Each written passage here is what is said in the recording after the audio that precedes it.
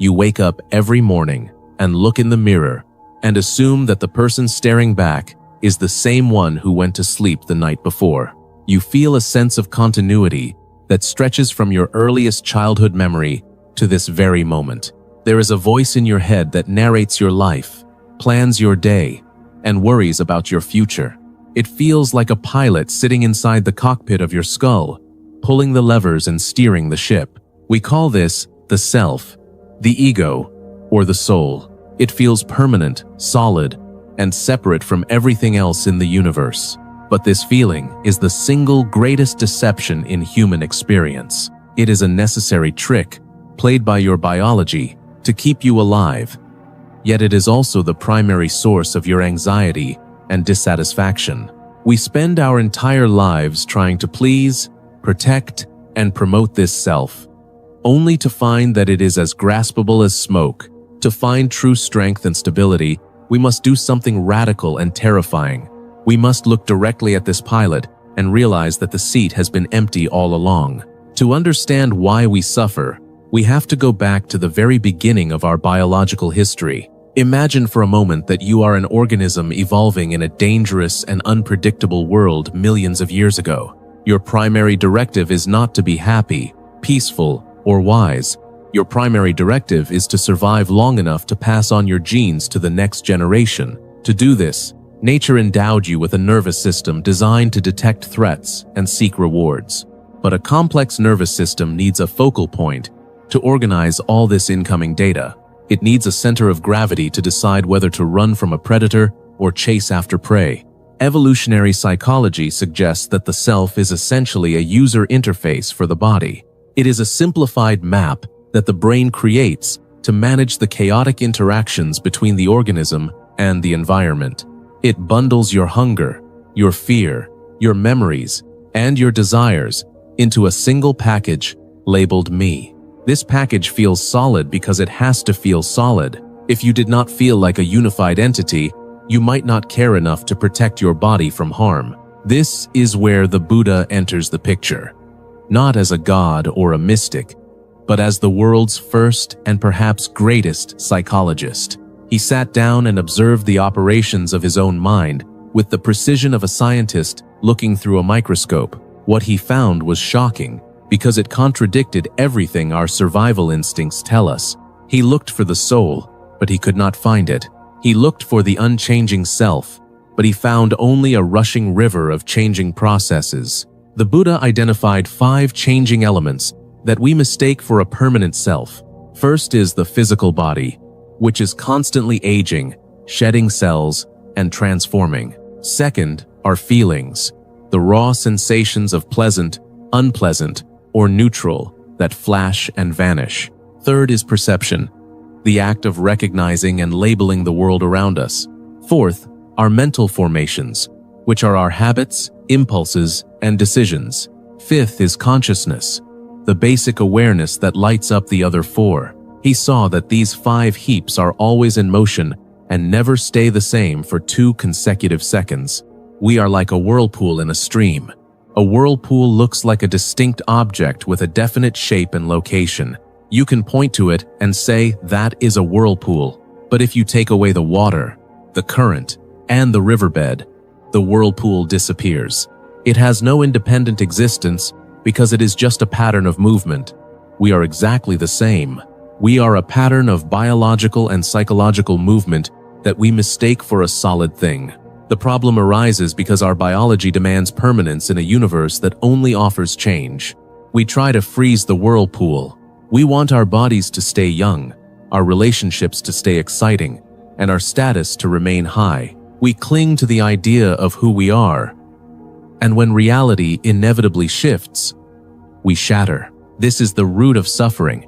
It is not that pain exists, but that we cling to a self that refuses to accept the nature of pain. We take everything personally because we believe there is a person inside to take it. But the Buddha argued that if you look closely, you will see that life is just life happening. There is thinking, but no thinker. There is doing, but no doer. There is suffering, but no one who suffers. This sounds abstract, but it is actually the most practical thing you can learn. When you see the root of the illusion, you stop fighting against the flow of reality.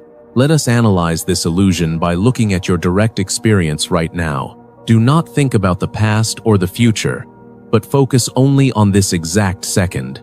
Look at your body and ask yourself if it is the same body you had 10 years ago. Science tells us that almost every cell in your body is replaced over a period of 7 to 10 years. The atoms that make up your bones and blood came from the food you ate, which came from the earth and the sun. You are physically a river of matter flowing through time. If your body is not the fixed self, then perhaps the self is in your mind. Let us look at your thoughts. Try to predict what your next thought is going to be before it arrives. You cannot do it. Thoughts simply appear in consciousness like bubbles rising from the bottom of a pond.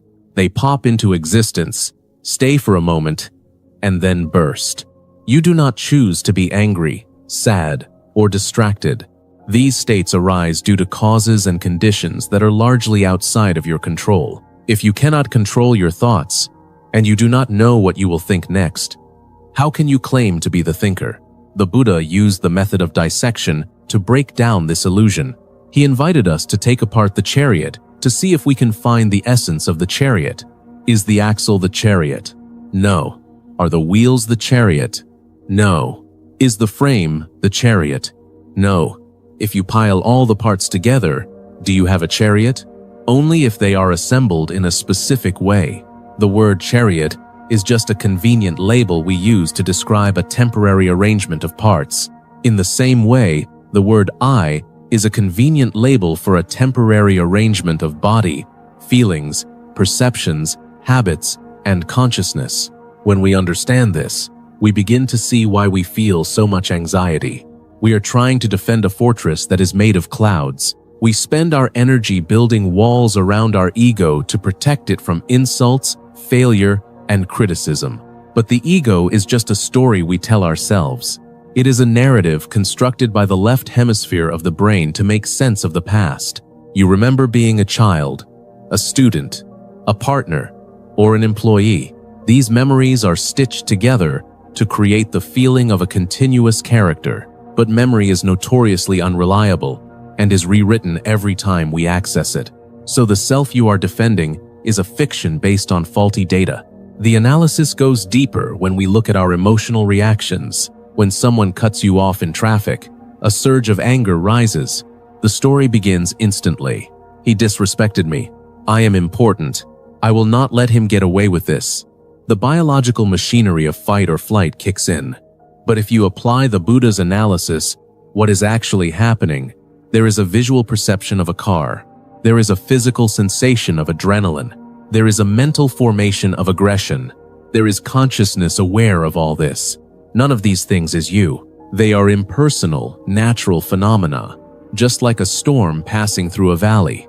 The storm is not personal to the valley. It just happens.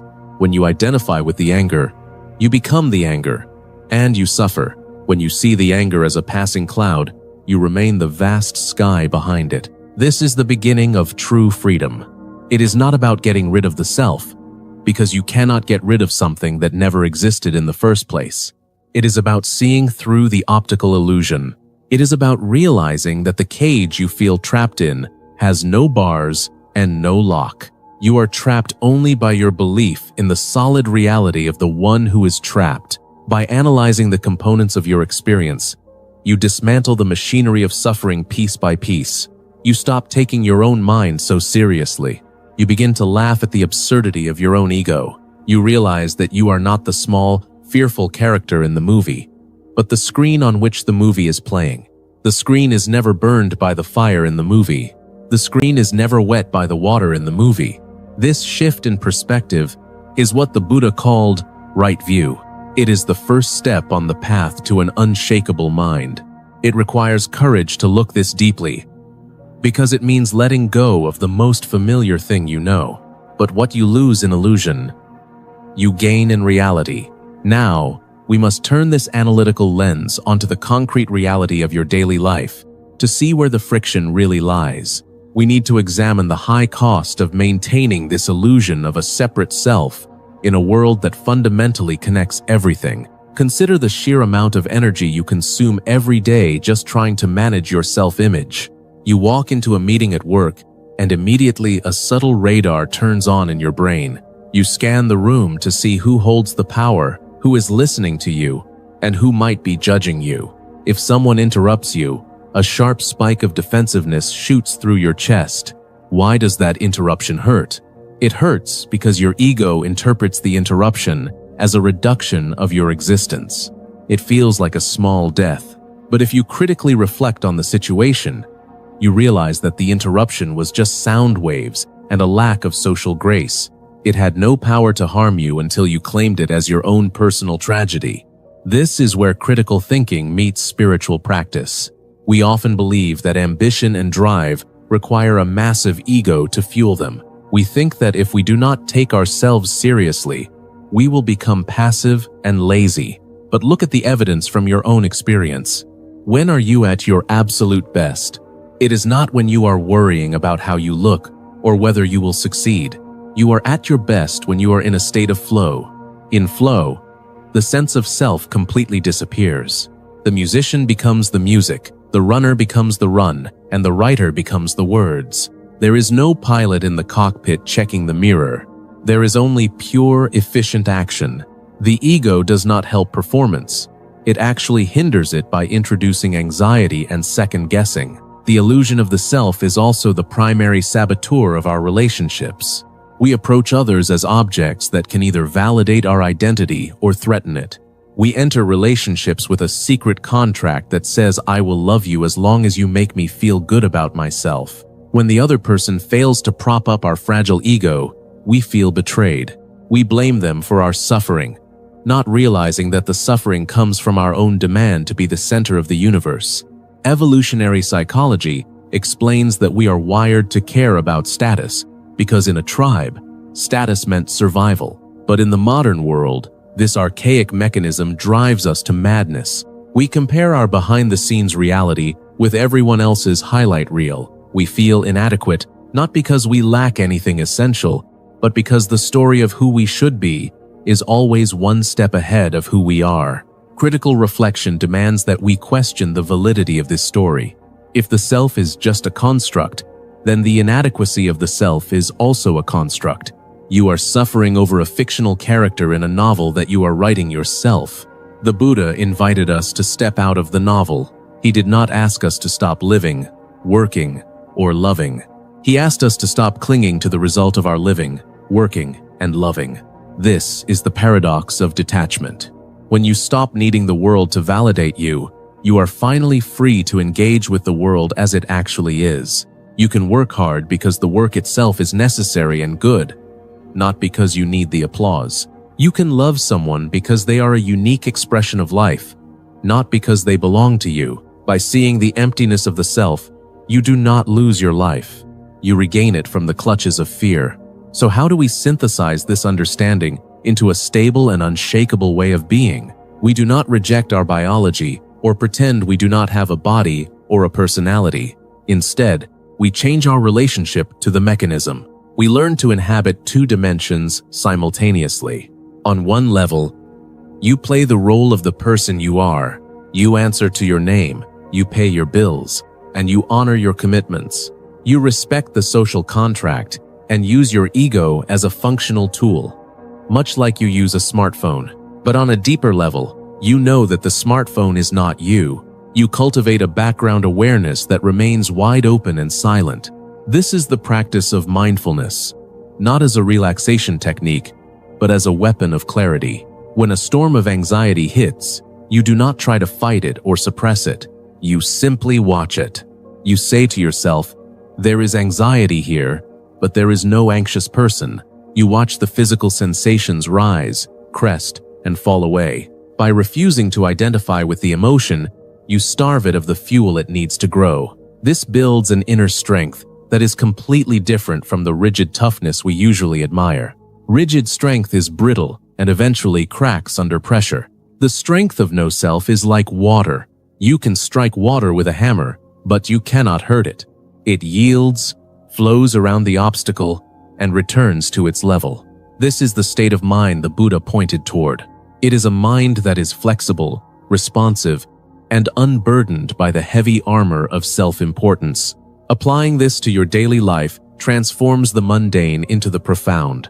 When you are washing the dishes, you are just washing the dishes, not brooding over your past or worrying about your future. When you are listening to a friend, you are fully present because the noise of your own self-centered thoughts has quieted down. Compassion becomes the natural state of the mind because the wall between you and the other has become transparent. You realize that the person shouting at you is also trapped in their own illusion, driven by their own biological conditioning. Instead of hatred, you feel a cool and detached understanding. This synthesis allows you to navigate the complexities of the modern world with a secret advantage. While everyone else is running a frantic race to protect their image, you are simply walking your path. You are not afraid of failure because you know that failure is just an event, not a definition of your soul. You are not intoxicated by success because you know that praise is just wind passing through the trees. You become the master of your house not by controlling everything, but by realizing that you do not own the house. You are a guest in this universe, witnessing the spectacular play of light and shadow. This perspective does not make you cold or indifferent. It makes you vividly alive. Without the filter of the ego, colors are brighter, sounds are sharper, and the simple fact of existence becomes a miracle. You stop trying to become someone special. You realize that being no one is the ultimate form of freedom. The burden drops from your shoulders. You can finally breathe. The journey we have taken is not about acquiring new beliefs or learning complex theories. It is about subtraction. It is about stripping away the layers of misunderstanding that have accumulated since the day you were born. The Buddha showed us that the cage door is open. We stay inside only because we are terrified of the vastness outside. But that vastness is your true home. The illusion of the unchanging soul is a heavy coat you have worn for too long in the heat of summer. Take it off. Look directly at the shifting, flowing, impermanent beauty of what you actually are. There is no pilot, and there never was, but the flight is magnificent. There is nothing to hold on to, which means there is nothing that can hold you back. Be the river, not the rock. Flow with the current of reality, and you will find the peace that has been waiting for you all along.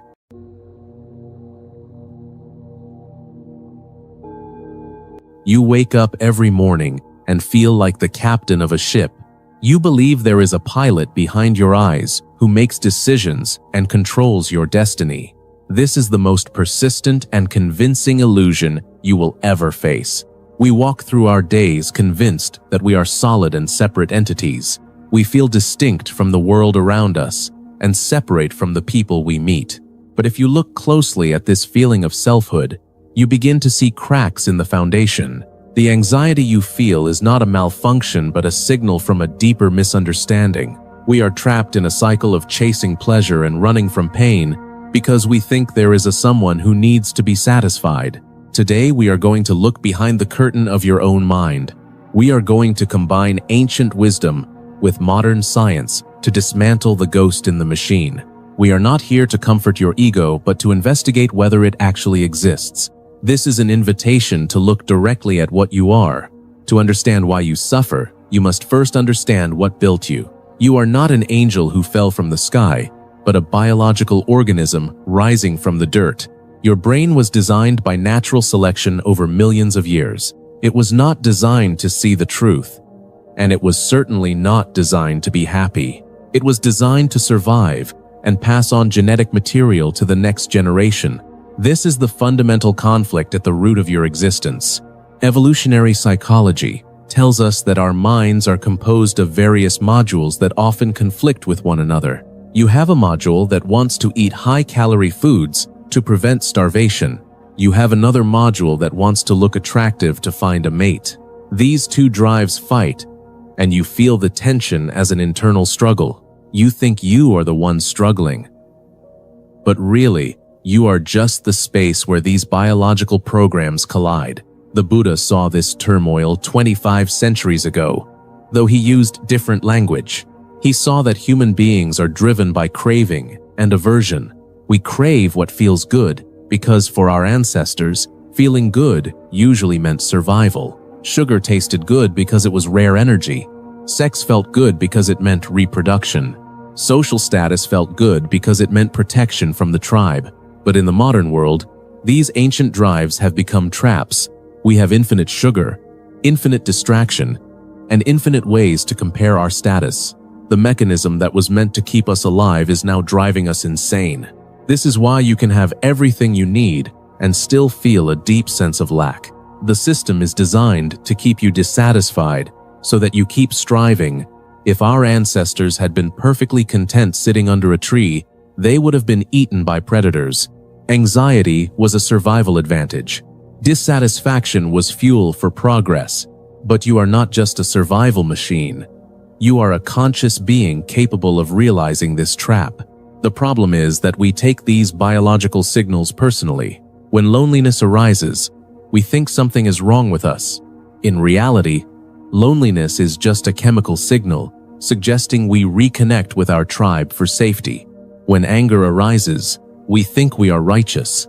In reality, anger is a mobilization of energy to remove an obstacle. We identify with these passing storms and say they are us. We say I am angry, instead of seeing that anger is occurring. This identification is the root of the problem. We build a solid identity out of fluid biological processes. We try to freeze a river of changing sensations and call it a self. Understanding this evolutionary background is the first step in waking up. It gives you the distance needed to stop taking your own mind so seriously. You realize that the voice in your head is not a divine oracle. It is often just a survival algorithm misfiring in a modern environment. By seeing the biological root, we prepare the ground for the deeper analysis. We prepare to take the machine apart, piece by piece. When you take a car apart, you find an engine, wheels, seats, and a steering wheel. You do not find a piece called the car. The word car is just a label we apply to the assembly of parts. The Buddha applied this same analytical rigor to the human being. He looked for the self and could not find it. Instead, he found 5 distinct piles of changing processes. These are known as the 5 aggregates. The first aggregate is form, which is simply the physical matter. This is your body, your eyes, your ears, and the nervous system. It is made of the same elements as the earth and the stars. It is constantly changing as cells die and regenerate. You are not the same physical shape you were as an infant or even yesterday. The body is a guest house, not the owner. The second aggregate is feeling, but not in the complex emotional sense. This refers to the raw tone of experience. Every sensation that hits your nervous system is instantly tagged as pleasant, unpleasant, or neutral. This happens faster than thought. You touch a hot stove and it is unpleasant. You smell fresh coffee and it is pleasant. These are automatic signals, mere data inputs, yet we chase the pleasant and fight the unpleasant. The third aggregate is perception. This is the part of the mind that labels and recognizes things. You see a shape and your mind says, chair. You hear a sound and your mind says, bird. Perception relies on memory and past experiences to make sense of the present. It is a map, not the territory. It is often wrong, colored by our biases and our history. The fourth aggregate is mental formations. This is the most complex pile. It includes your thoughts, your will, your decisions, and your emotional reactions.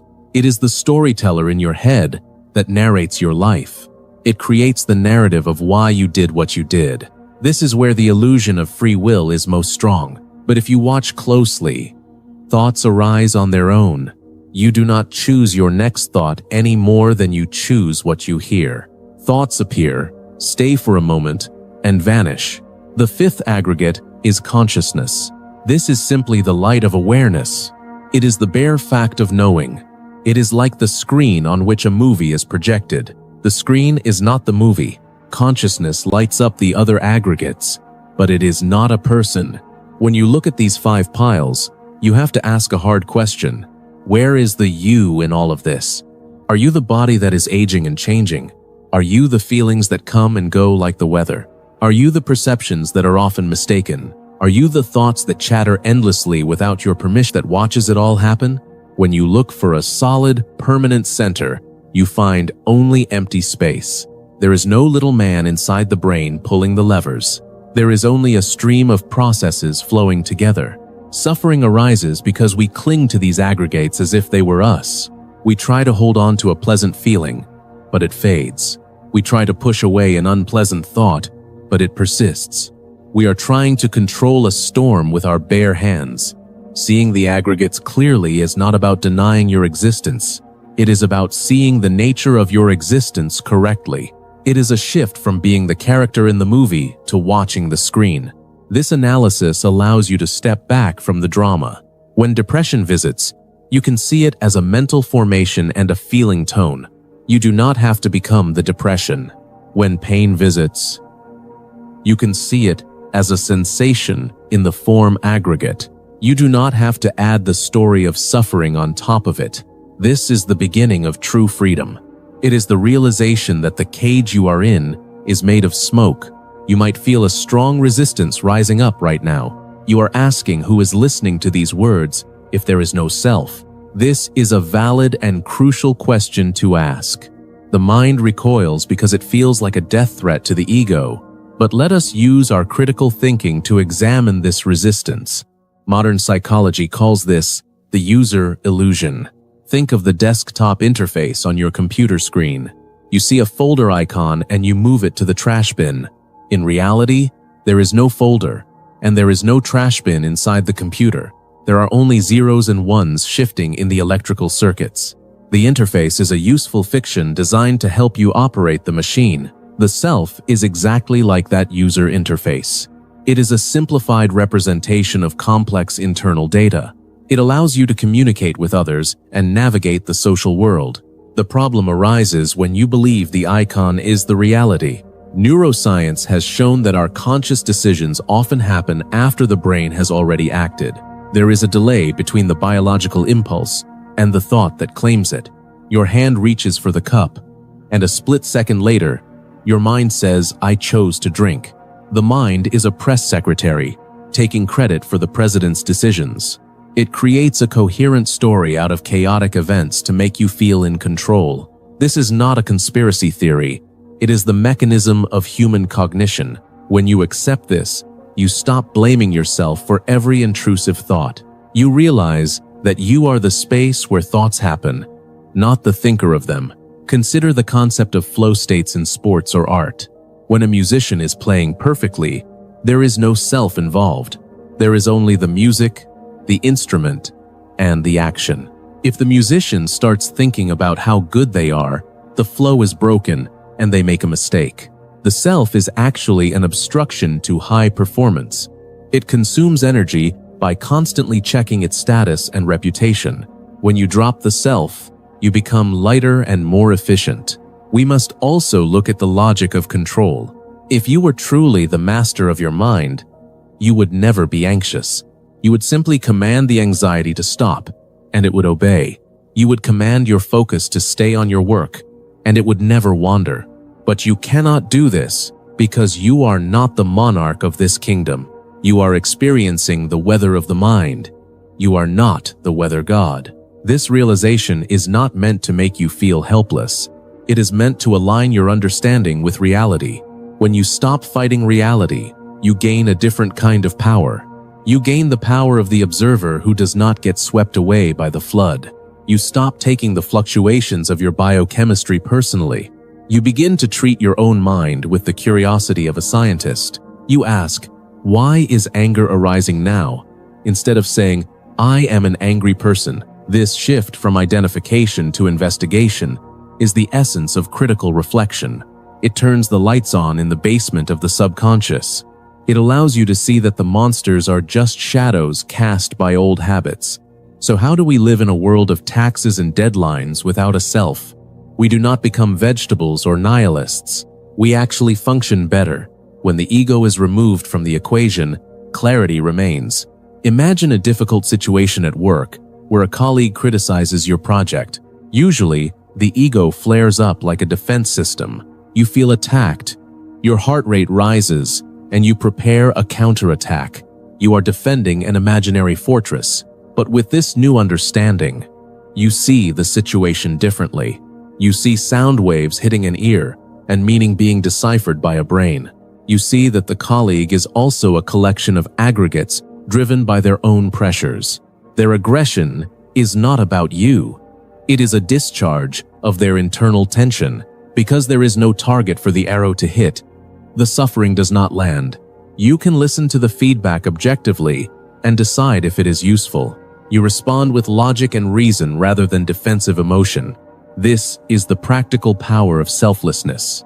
It makes you unshakable because you are not holding on to anything that can be shaken. This also transforms your relationships. We often use people to reinforce our own identities. We want them to validate us, agree with us, and make us feel whole. When they fail to do this, we resent them. But when you see that you are a process and they are a process, the demands cease. You develop a natural compassion because you see how hard it is to be a human. You see that everyone is struggling with their own biological programming. You stop judging them for their conditioning. Mindfulness becomes a tool for navigation, not just a relaxation technique. You bring full attention to washing the dishes, driving the car, or writing an email. You are fully present because you are not lost in a story about the past or future. You are not worrying about what this moment says about you. You are simply fully intimate with the reality of the moment. This is what the Buddha meant by liberation. It is not escaping to another dimension. It is escaping the prison of your own commentary. You still feel pain, but you do not suffer over the pain. You still feel joy, but you do not cling to it as it fades. You become like the sky that allows clouds to pass without being stained by them. Your decisions become cleaner because they are not clouded by fear of embarrassment or desire for praise. You do what is necessary because the situation requires it. This is the ultimate efficiency of life. You stop leaking energy into the maintenance of an image. You harness all that energy for creation, for connection, and for living. You realize that you do not need to be someone to be alive. The life force flows through you regardless of your definitions. You are free to simply be the witnessing presence. This is the unshakable mind that can stand in the middle of chaos and remain still. The journey from ignorance to wisdom is not a straight line. It is a circle where you return to where you started, but know the place for the first time. You are still you, but the heavy backpack of the ego has been left behind. You realize that the cage you thought you were in was open the whole time. The 5 aggregates will continue to dance and change until the end of your days. Thoughts will come and go, and feelings will rise and fall, but you are no longer their victim. You are the vast awareness in which it all unfolds.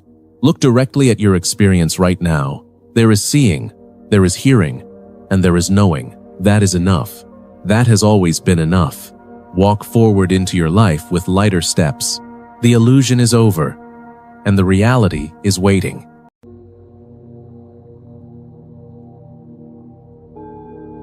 We spend our entire lives trying to build something solid out of smoke. We chase titles, achievements, and the approval of others to prove we exist. But deep down, there is a persistent whisper that we are not enough. This is the great paradox of the human condition. We are terrified of being nothing, so we cling to a painful version of something. The Buddha spoke of non-self, but Western minds often hear this as self-erasure or unworthiness. There is a massive canyon between realizing you are not your ego and believing you are worthless. One leads to freedom, while the other leads to a dark pit of depression. To understand this, we must look at the biological machinery that drives us. We need to see how our evolutionary past tricks us into suffering. It is time to look directly at the mirror without flinching. Let us begin by stripping away the mysticism and looking at the biological hardware. Your brain was not designed for happiness. It was designed for survival in a very dangerous world. For our ancestors, being cast out of the tribe meant death. Therefore, the brain evolved a highly sensitive alarm system to monitor social standing. When you feel a pang of shame or inferiority, it is not a spiritual failing. It is an ancient survival mechanism firing a warning shot. This mechanism constantly asks, "Am I valuable enough to be kept around?" If the answer is no, the brain floods your system with cortisol and emotional pain. We call this feeling self-loathing or inferiority. We tell ourselves a story that we are fundamentally broken or flawed. But this story is just a cognitive overlay on top of a biological impulse. The Buddha saw this suffering clearly. Though he used different language, he observed that we attach a permanent identity to these fleeting sensations. We take a temporary feeling of social rejection and turn it into a solid identity called, "I am a failure." This is where the illusion takes root. We believe this voice in our head is the absolute truth. We think the self that feels pain is a solid, unchanging entity. Evolutionary psychology tells us that the self is actually a modular interface. It is a collection of drives and habits that shift depending on the context. You are a different person when you are hungry than when you are full. You are different with your mother than you are with your boss. If the self shifts so easily, which version is the real you? The suffering comes when we freeze one of these versions and defend it to the death. When we feel inferior, we are freezing a moment of vulnerability and wearing it like a heavy coat. We mistake a passing weather pattern for the climate itself. The brain craves certainty. Even if that certainty is negative, it feels safer to say, "I am definitely a loser," than to admit, "I am a fluid process, experiencing a difficult moment."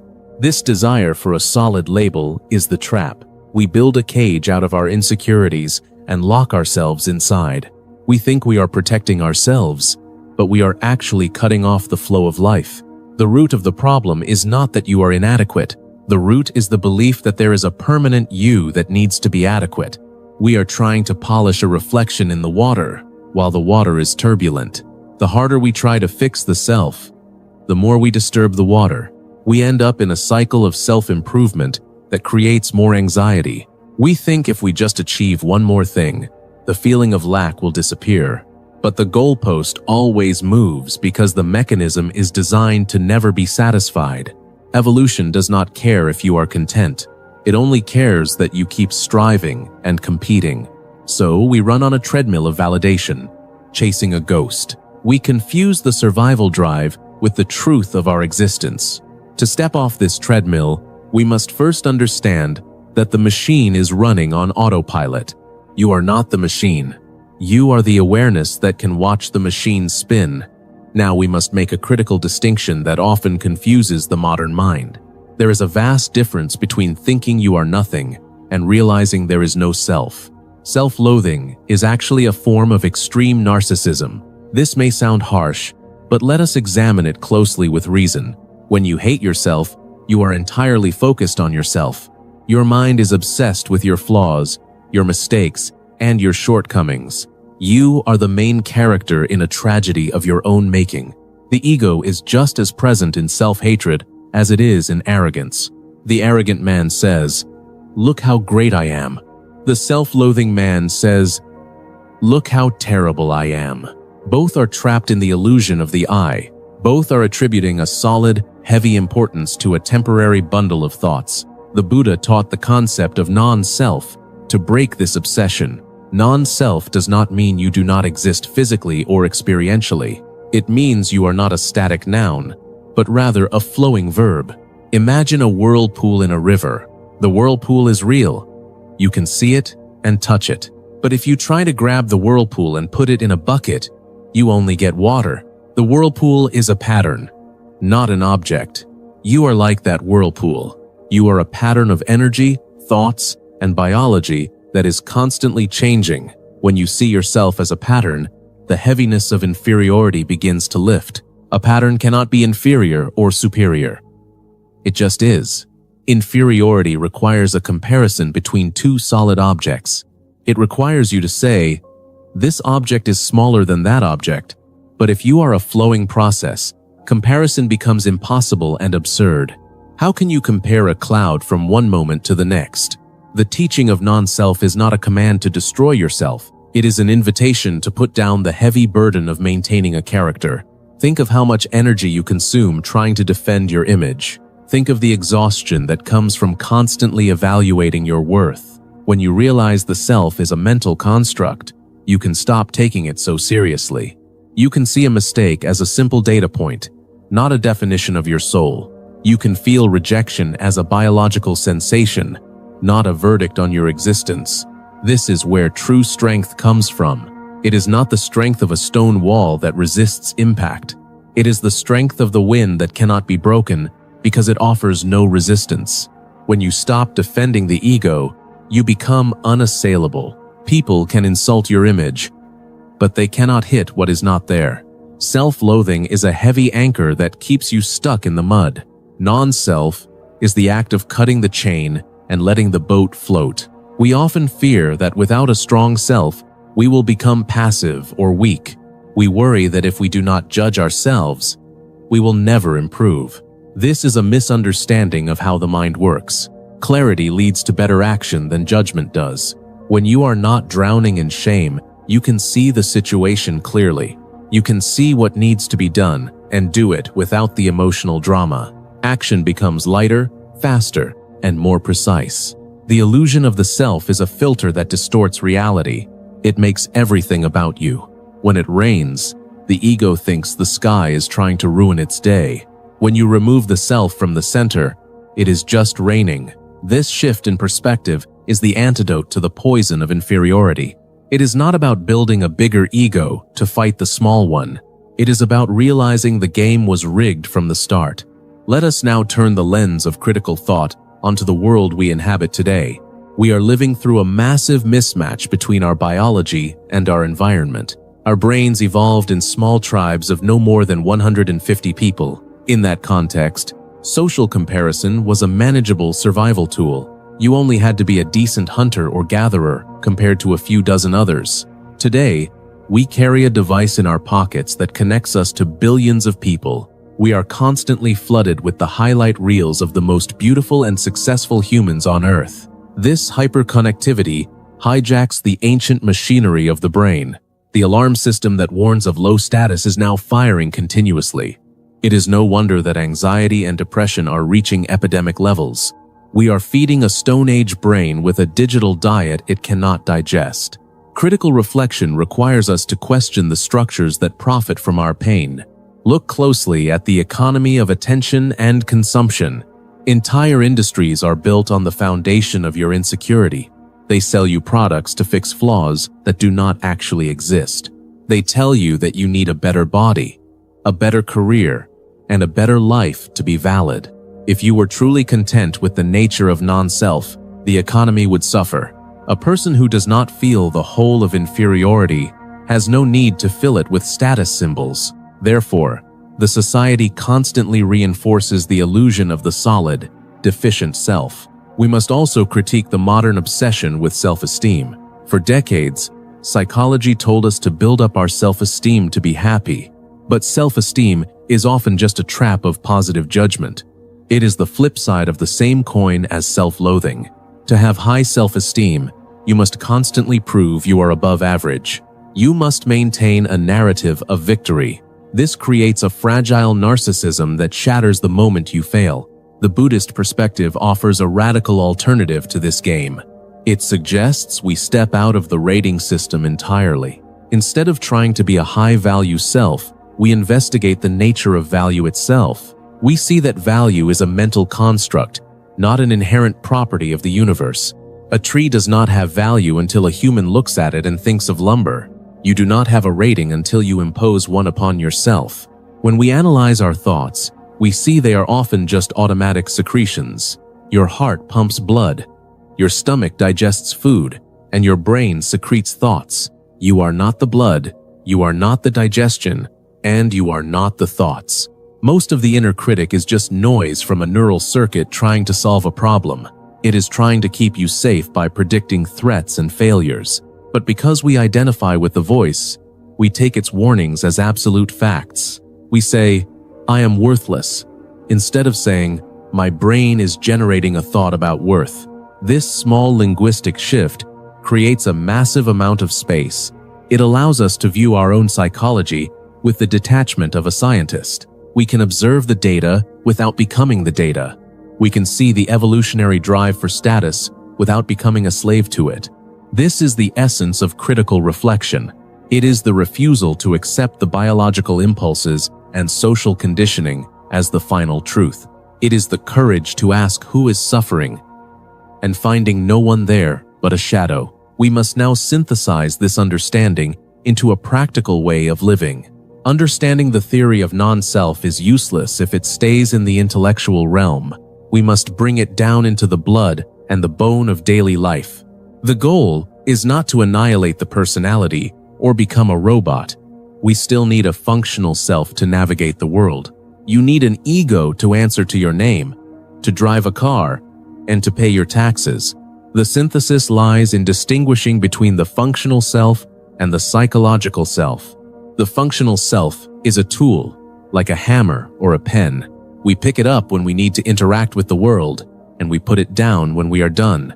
The psychological self is the heavy burden of story and identity we carry unnecessarily. It is the voice that holds on to grudges, replaying past insults, and fearing future failures.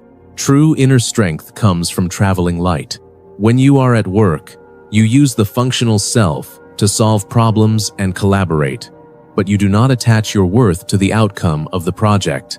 If the project fails, it is a logistical problem to be solved, not a spiritual crisis. This is the unshakable mind the Buddha spoke of. It is unshakable not because it is hard, but because it is spacious. A sword can cut through a rock, but it cannot cut through the sky. When you identify with the space of awareness rather than the sea,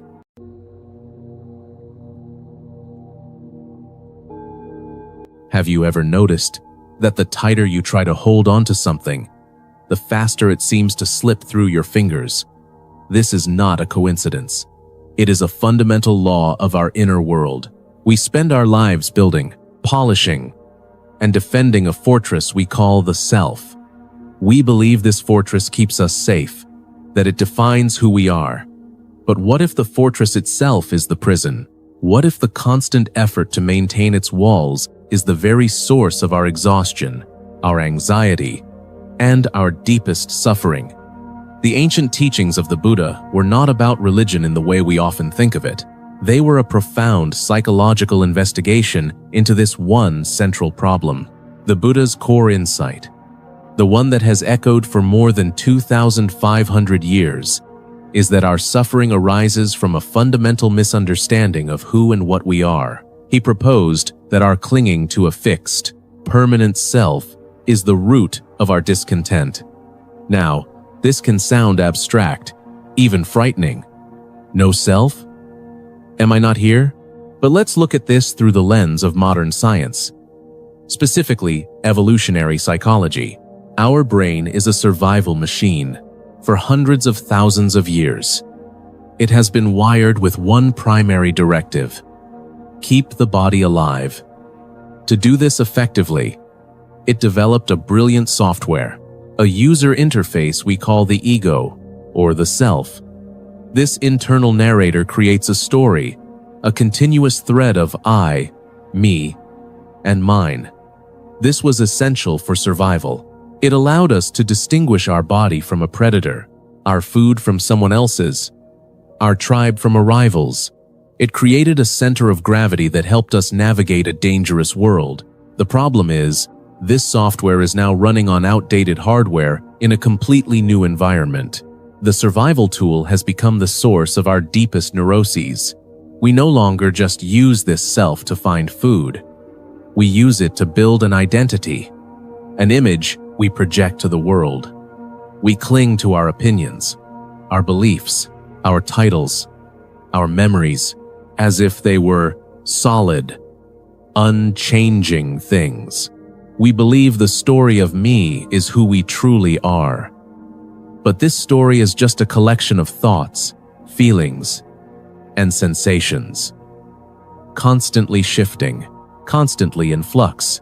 The suffering comes not from the story itself, but from our desperate, white-knuckled grip on it. When someone criticizes our opinion, it feels like a personal attack, because we have fused our being with that thought. When we lose a job, we feel a sense of annihilation, because we believed we're our title. When our body ages, We feel a deep sense of loss because we cling to the image of a younger self.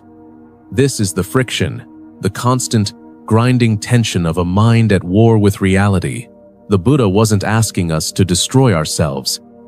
He was asking us to simply see the mechanism as it is, to recognize that the self is a process, not a permanent entity. He invited us to see the clenched fist, to feel the ache, and to realize that we are the ones creating the tension. The path he laid out is not one of destruction. It is one of profound release. It is the simple, yet incredibly difficult, practice of letting go. To truly understand this, we must analyze how this mechanism plays out in our everyday lives, moving beyond theory and into the laboratory of our own experience. Look at the world of social media, a perfect monument to the constructed self. We build a profile, a curated gallery of our best moments, our most clever thoughts, our most flattering angles. This digital avatar is not us, but we invest it with our sense of worth. Every like is a small validation of this fragile construct. Every negative comment a dagger to its heart. We live in a state of low-grade anxiety, constantly checking, constantly comparing, constantly managing the story. We suffer because our messy, complicated reality can never live up to the flawless illusion we have built. We have mistaken the map for the territory, and we are exhausted from trying to force the world to conform to our fictional narrative. This extends deeply into our professional lives. We don't just have a career, we become the career. I am a doctor. I am an artist. I am a CEO. Our identity becomes so fused with this role that any setback, any failure, is not just a professional problem, it is an existential crisis. If the company fails, have I failed? If my work is rejected, am I worthless? The suffering here is immense, and it is born from this fundamental error of identification. We have forgotten that we are the consciousness that is times experiencing times the role of being a doctor. We are not the role itself. The role is temporary. It is impermanent, like all things. The same pattern infects our relationships. We seek a partner to complete us, to fill a void in our own story. We project an idealized image onto another person, expecting them to be the missing piece of our puzzle forever. When they inevitably act in ways that deviate from our script, when they change, or grow, or leave, our world shatters. It feels like a part of us has been torn away because we made them a part of our ego's construction. The pain is not just from loss, it's from the collapse of a self-image that was dependent on another person. Multi-dimensional thinking is the antidote here. We must use logic to see the impermanence in all things. Use our lived experience to feel the pain that this impermanence causes when we resist it, and use critical reasoning to see that the conflict lies in our clinging, not in reality itself. Seeing reality directly means accepting that we are not the job. We are not the social media profile. We are not our relationship status.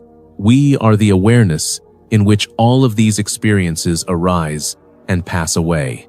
So how do we begin this process of untangling, of loosening the grip? This is where we must engage in a critical reflection of our own mind, not as a hostile enemy to be conquered, but as a natural phenomenon to be understood. The path to building a truly resilient and calm mind is a paradox. It is not found through more control, but through a profound act of letting go.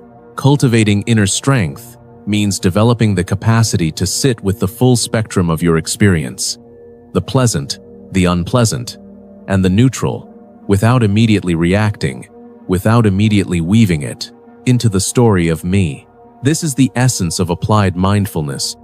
It is not about sitting on a cushion and trying to empty your mind. That is a common misconception. It is the rigorous training of paying attention, on purpose, in the present moment, without judgment. Think of your awareness as a wide, open sky. Your thoughts, emotions, memories, and self-concepts are like clouds passing through. Sometimes the sky is clear and blue, and sometimes it is filled with dark, turbulent storm clouds. Our habitual tendency is to identify with the clouds. We say, "I am angry, I am sad, I am a failure." We become the storm. Mindfulness is the practice of remembering that you are the sky, not the clouds. The clouds are temporary visitors. They arise, they linger for a while, and they inevitably pass. The sky remains, vast, open, and fundamentally undisturbed. This realization is the source of unshakable strength. When you can observe your own anger arising without being consumed by it, when you can feel a wave of sadness wash over you without believing it is your permanent identity, you have discovered a deep well of inner freedom. This is not passive. It requires immense courage and discipline to face your inner world directly, without the buffer of your usual stories and distractions. Your ego will fight this tooth and nail. It will tell you that you are doing nothing, that you need to figure it out, that you need a better story. But this is the lie that perpetuates the suffering. The real work is simply to see, to watch the machine of the mind as it operates, to notice the impulse to cling, to notice the craving for validation, to notice the fear of loss. In that noticing, a space is created, a moment of clarity, and in that space, you have a choice. You can continue to fuel the old pattern, or you can simply let it be and watch it pass, like another cloud in the vastness of your own awareness. This is how resilience is born, not from building thicker walls, but from realizing you were never the fortress to begin with. This leads us to the final synthesis, where we weave these threads together to see how this understanding transforms our actual lived experience. Seeing reality directly means bringing this awareness out of the realm of abstract ideas and into your work, your relationships, and the most mundane moments of your daily life. It is the ultimate escape from the illusions that cause our suffering. When you fully integrate the understanding that the self is a process, not a thing, you can engage with the world with a newfound sense of lightness and purpose. In your career, for example, you can dedicate yourself completely to your work, striving for excellence, but your sense of self-worth is no longer chained to the outcome. You are not your success, and you are not your failure. They are simply events that occur. This frees up an enormous amount of mental and emotional energy that was previously spent on defending the ego, managing your image, and fearing judgment. You can take creative risks, speak your truth, and handle setbacks with grace, because the real you is not on the line. The work becomes an expression of your being, not the definition of it. This perspective radically transforms relationships. When you stop seeing your partner as a character in your story, someone who exists to fulfill your needs and validate your ego, you can finally see them as they truly are, a complex, sovereign individual on their own journey. You can love them more deeply, not because they complete you, but because you can appreciate their existence without clinging to it. The fear of abandonment lessens, because your core sense of being is not dependent on them. This allows for an authentic connection, one based on freedom and mutual respect, not on neediness and control. This applied mindfulness becomes the key. It is the moment-to-moment practice of returning to reality. When you're in a tense meeting, feel the sensation of your feet on the floor. When your child is crying, listen to the sound without immediately jumping into the story of what it means about your parenting. When you eat a meal, taste the food. Each of these moments is an opportunity to break the spell of the self-narrative, to drop out of the head and into the direct experience of life. This is the synthesis of ancient wisdom and modern life. The understanding that the greatest strength is found in flexibility, the greatest peace in acceptance, and the greatest freedom in letting go of the one thing we thought we could never live without: our fixed idea of ourselves. The journey we have explored is not about adding something new to yourself. It is not about becoming a better, more polished version of the ego. It is a journey of subtraction, of letting go of the illusions you have carried for so long. It is the process of unbecoming everything you are not, so that what you truly are can finally emerge. For centuries, we have built a fortress of the self, believing its high walls and heavily guarded gates were keeping us safe. But all they have ever done is block the view, hiding the vast, open, boundless sky of our true nature. The invitation is simple. Let the walls come down. There was never anything to protect. There was never anyone inside.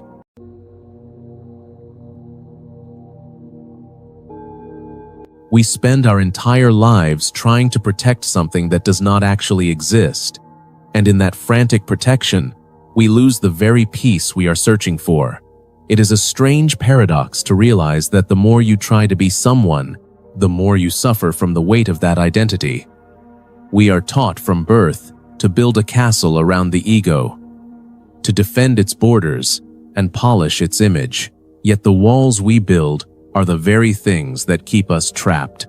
To understand the teachings of the Buddha is not to adopt a new religion, but to perform a surgical operation on the way we perceive reality. It begins with the simple, yet terrifying realization that the pilot we think is steering the ship is actually just another part of the machinery. Evolutionary psychology tells us that our brains were not designed for happiness, they were designed for survival. For millions of years, our ancestors survived because they were anxious, because they were hyper-aware of threats, and because they were obsessed with their status within the tribe. This biological inheritance has left us with a mind that is constantly looking for what is wrong, a mind that views the world through the narrow lens of self-interest. We feel a deep sense of lack, an itch that cannot be scratched, because our biology is programmed to never be satisfied. If we were satisfied, we would stop competing. And if we stopped competing, we would not pass on our genes. This is the primal root of what the Buddha called suffering, or dukkha, a persistent sense of unsatisfactoriness that colors every experience. We are caught in a cycle of craving and aversion, driven by ancient circuits that do not care about our peace of mind, only our biological continuity. When we feel that sudden surge of anger or that hollow ache of loneliness, it is not a personal failure. It is the machinery of evolution working exactly as it was designed. However, we mistake these mechanical signals for a solid, permanent self, or I am sad. Instead of recognizing that anger is just a chemical weather system passing through a vast space, we cling to these states because they give us a sense of identity. Even if that identity is painful, we would rather be a miserable someone than a liberated nobody. This attachment to the self is the ultimate illusion, a survival strategy that has outlived its usefulness. To see this clearly is to begin the process of uncoupling. We must look at our desires and our fears not as reflections of who we are, but as echoes of a primitive past. The world we live in today is vastly different from the savannah and digital validation with the same intensity that our ancestors chased after calories and safety. But the satisfaction never lasts. It evaporates the moment we touch it, leaving us thirsty for the next hit. This is the treadmill of existence, the wheel of samsara that keeps spinning because we keep fueling it with our attachment. To break the cycle, we must first acknowledge that the driver is a ghost. There is no central controller, no permanent essence that remains unchanged from one moment to the next. There is only a flow of causes and conditions, a river that thinks it is a statue. When we realize this, the pressure to maintain the image starts to dissolve. We no longer have to defend a territory that does not exist. This is the beginning of true strength. It is not the strength of a mountain that resists the wind, but the strength of the air itself, which the wind cannot hurt. By understanding the evolutionary roots of our suffering, we can start to treat ourselves with a detached compassion. We see the ego for what it is, a useful tool for survival that has become a tyrannical master. It is time to put the tool down and reclaim our freedom. If we look closely at the components of our being, we find nothing that stays the same for even a single second. Our bodies are a collection of cells that are constantly dying and being replenished. Our thoughts are like birds flying across a sky, appearing from nowhere and vanishing into nothingness. Our emotions are transient waves in an ocean, rising with intensity and then receding back into the depths. So where is this self that we are so desperate to protect? If you peel back the layers of an onion, you eventually find that there is no core. There is only the layers and the space they occupied. This is the teaching of non-self, or anatta, and it is the most radical realization a human being can encounter. It is not a nihilistic denial of existence, but a profound observation of how existence actually functions. When we stop identifying with the passing thoughts and the changing sensations, we find a freedom that is absolute. Most of our psychological pain comes from the belief that there is a permanent me who is being insulted or ignored or hurt. But if there is no fixed self, who is there to be offended? If there is no owner of the pain is just a sensation, a neutral event in the field of awareness. This is how we build a mind that is unshockable. It is not about becoming cold or unfeeling, but about becoming so spacious that nothing can leave a scar. Logic tells us that everything that has a beginning must also have an end. This includes our identities, our reputations, and our very lives. To cling to these things as if they were eternal is a form of madness that leads to inevitable grief. We must learn to see the world through multidimensional thinking, balancing our lived experience with a sharp, critical reasoning.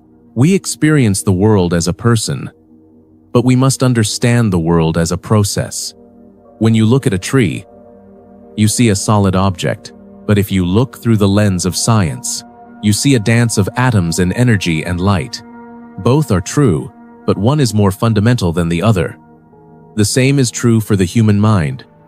We feel like a solid ego, but we are actually a shifting mosaic of memories and impulses and biological drives. Facing this reality directly is the only way to escape the illusions that cause us to suffer. We spend so much energy trying to make the world fit our expectations, trying to force reality to be stable when its nature is change. We are like people trying to catch the wind in a net, and then crying when the net is empty. The Buddha taught that the way out of this trap is to stop the chase. When we stop trying to capture the uncapturable, we find that we are already whole. This is not a passive state. It is a dynamic and alert clarity. It is the ability to engage with work, relationships, and daily life without being consumed by them. We act from a place of presence rather than a place of need. We love without the suffocating grip of attachment, because we know that the person we love is also a flowing river, not a possession to be owned. This is the true meaning of inner strength. It is the resilience of a mind that has let go of the need for certainty. It is the calm that comes from knowing that no matter what happens, the fundamental reality of the moment is enough.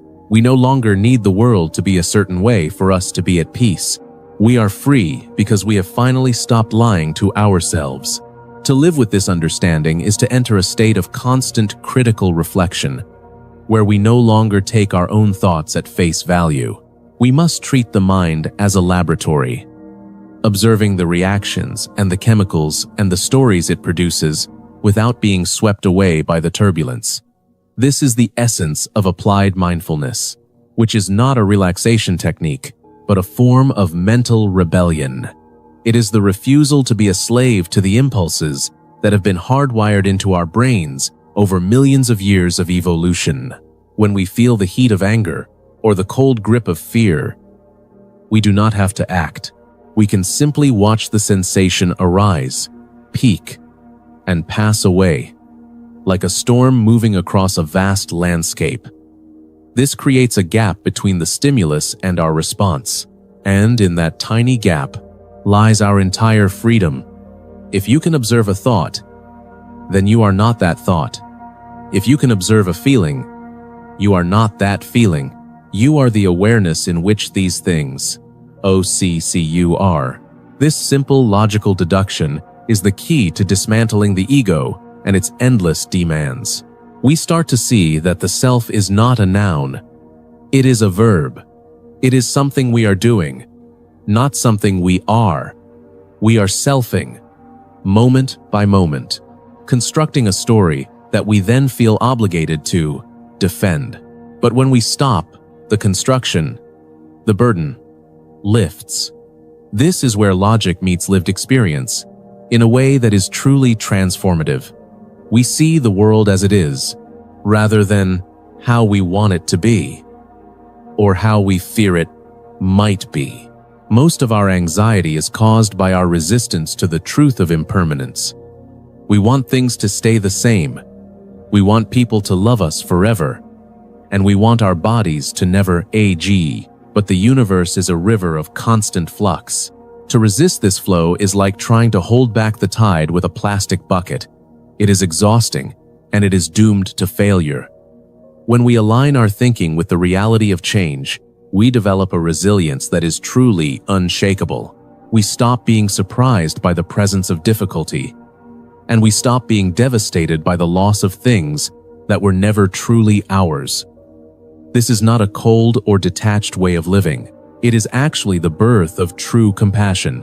When you realize that everyone around you is also trapped in this machinery of survival, struggling with the same illusions and the same fears, your heart naturally opens.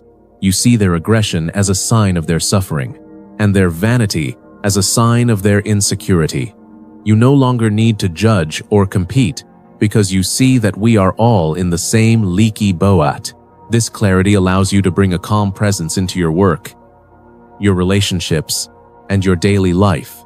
You become the person who remains steady when everyone else is panicking. You act with purpose rather than reaction. By applying this sharp, critical reasoning to every moment, you begin to peel away the layers of ignorance that have kept you in bondage. You are no longer a victim of your biology. You are the master of your awareness.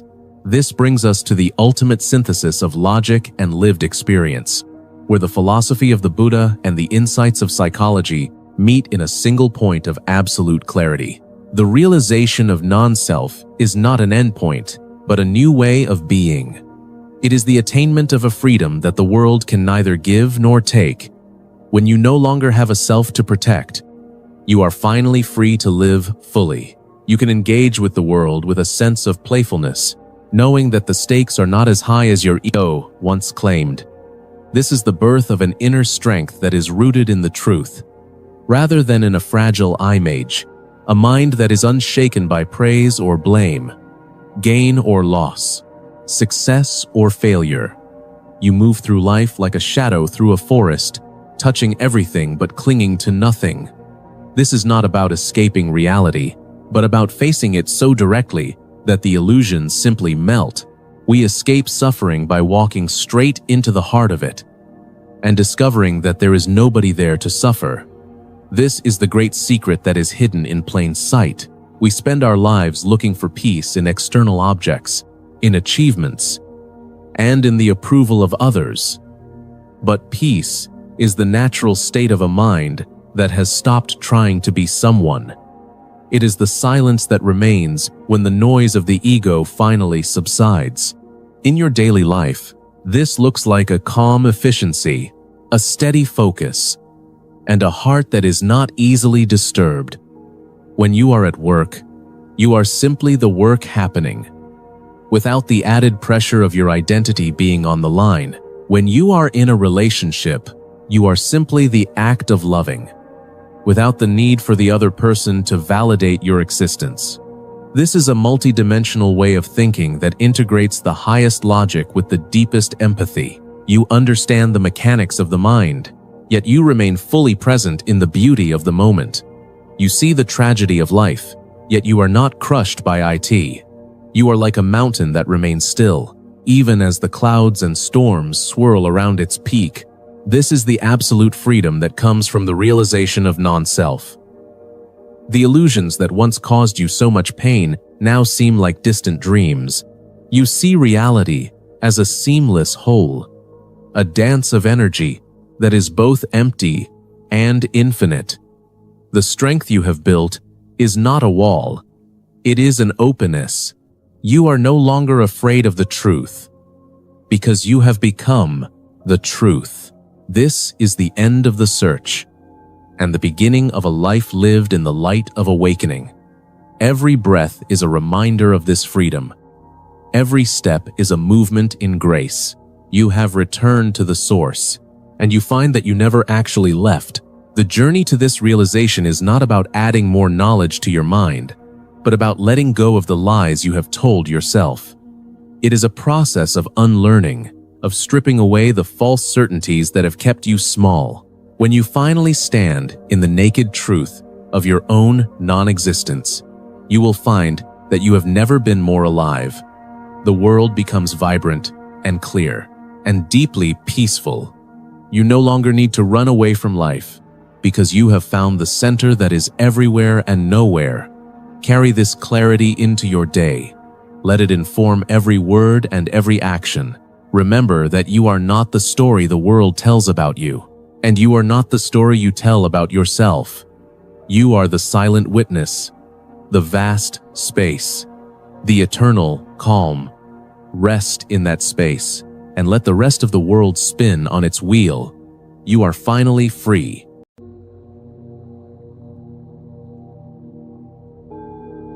We spend our entire lives trying to find ourselves, only to realize that the version of ourselves we are looking for does not actually exist. This is the great paradox of the human condition. We build elaborate fortresses of identity to feel safe. Yet those very walls are what keep us trapped in a state of perpetual anxiety.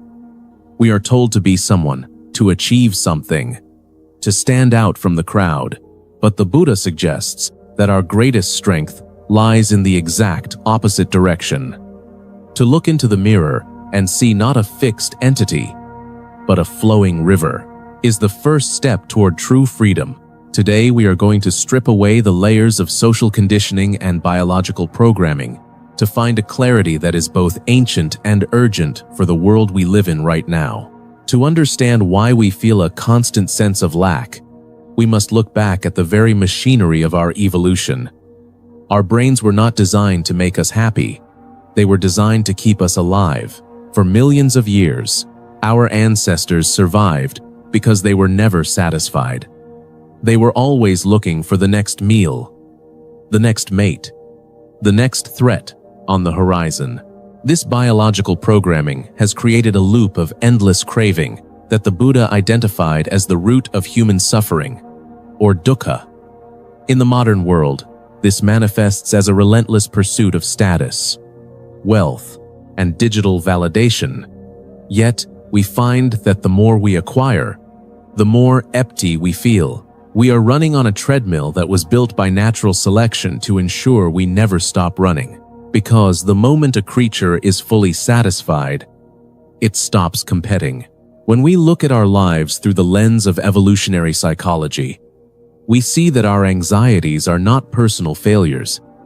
They are simply old survival software running on modern hardware. The Buddha taught that we can observe these cravings without being driven by them, recognizing that the urge to possess or to become someone better is just a chemical signal designed for a world that no longer exists. This is the beginning of humility, realizing that we are not the masters of our own house, but are instead being pushed around by ancient impulses that do not care about our peace. By understanding the biological roots of our greed and our hatred, we can begin to create a space between the impulse and the action. This space is where our humanity is born, allowing us to step off the treadmill of biological necessity and move toward a life of intentional compassion.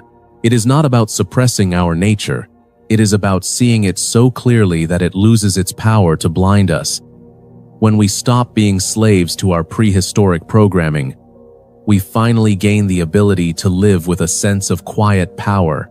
If the root of our struggle is biological, the analysis of our reality must be profoundly logical. We live in a world of mental constructions, treating our thoughts as if they are solid objects rather than passing clouds. The Buddha invited us to look directly at the components of our experience, breaking down the self into its constituent parts to see if there is anything permanent at the core. What we find is a collection of memories, sensations, perceptions, and mental formations, but nowhere do we find a fixed soul or an unchanging identity. Evolutionary psychology supports this by showing that the self is a useful fiction, a CEO in the brain that does not actually have any real authority. We are a collection of modules and competing interests.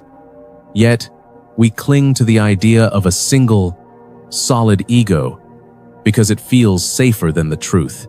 This clinging is what creates the friction we experience as stress and discontent.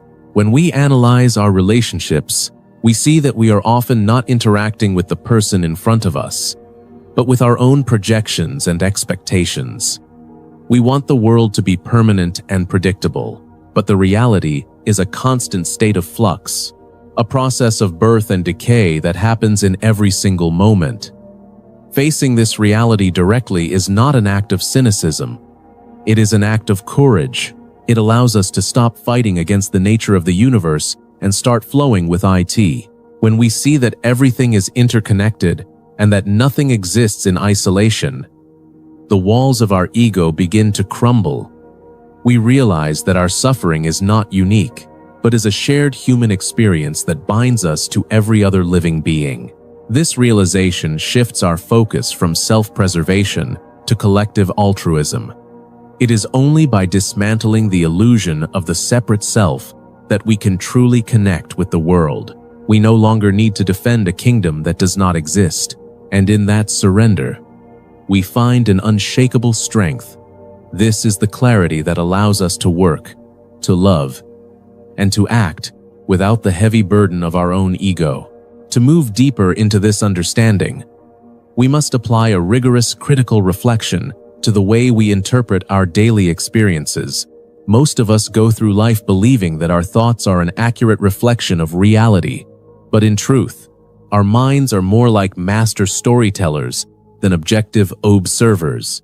Evolutionary psychology teaches us that the brain prioritizes survival over truth, which means it is constantly distorting information to fit a narrative that keeps us safe or elevates our social status. We see an insult where there is only a misunderstanding. We see a threat where there is only change.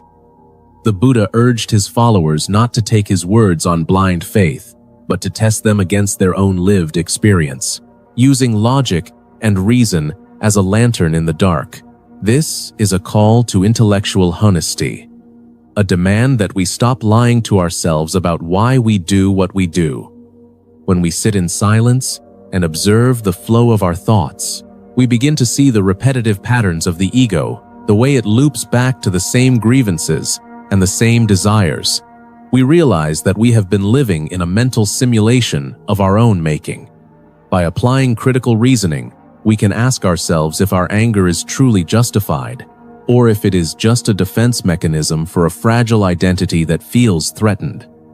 We can ask if our pursuit of luxury is truly for our comfort, or if it is just a signal to the tribe that we are successful. This process of deconstruction is uncomfortable because it strips away the masks we have worn for decades.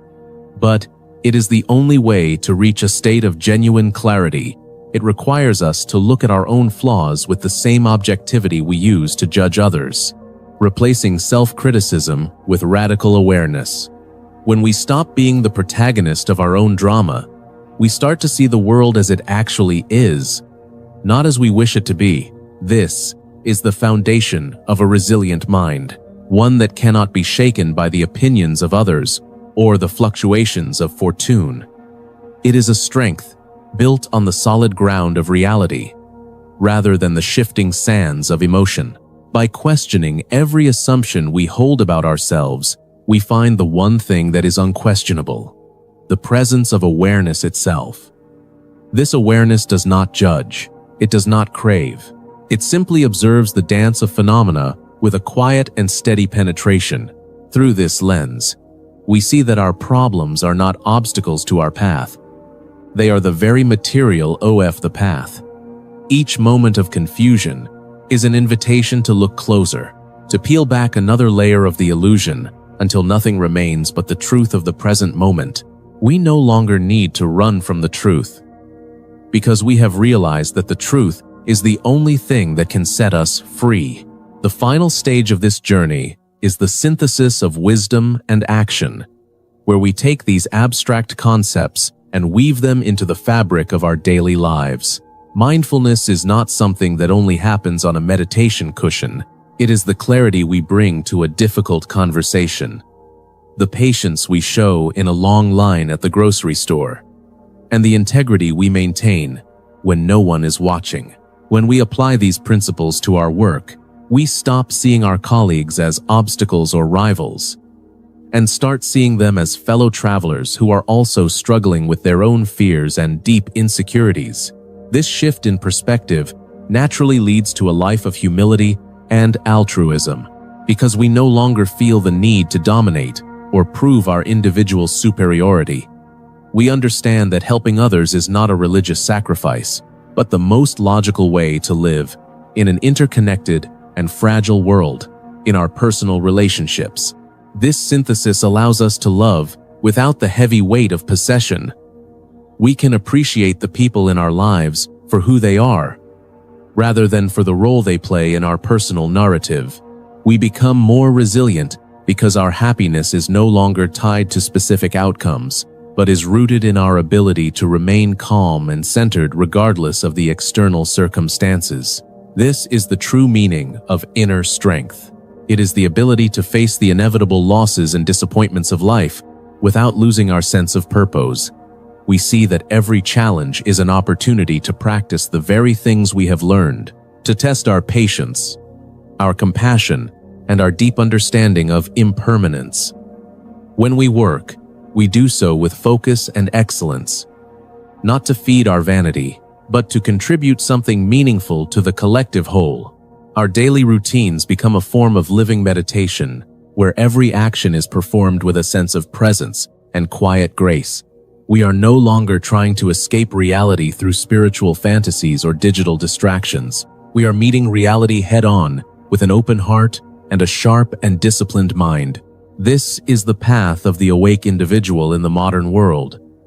Someone who is deeply engaged with the complexities of society, yet remains internally free. It is a way of being that is both humble and powerful, allowing us to navigate the chaos of the 21st century with a sense of peace that is infectious to everyone we encounter. By living this truth, we become a silent anchor for others, showing that it is possible to be in the world, but not of it. Our existence becomes an act of service, a testament to the fact that peace is possible even in the midst of turmoil. Living this way does not mean that your problems will suddenly disappear. It means that you will no longer be broken by them. You will still feel pain. You will still face uncertainty, but you will do so with a mind that is as vast as the sky. The Buddha did not teach a way to avoid life. He taught a way to be fully alive. By understanding the biological roots of your suffering and the illusory nature of your ego, you have gained the tools to build a life of profound meaning and quietude. Go back into the world now, not as someone searching for a destination, but as someone who has realized that the path itself is the goal. Walk with humility, act with compassion, and see everything with the eyes of truth. Your life is no longer a search for something you lack. It is an expression of the fullness